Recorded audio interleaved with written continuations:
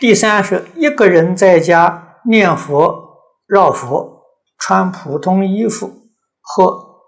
须穿海青念佛、念经、念佛时遇到咳嗽和打喷嚏怎么办？仿香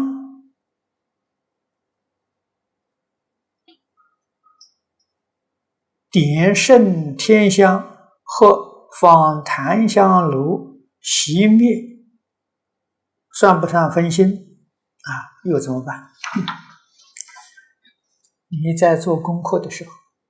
一心专注在功课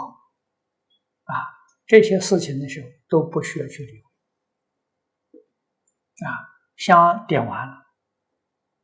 不需要再续，你就不分心那个大众在一块共修专门有香灯师管这个事情所以大众他不分心我们个人的时候，一支香点完之后可以不再续，我们全部功课做完之后，你再点一支也可以，你不点也可以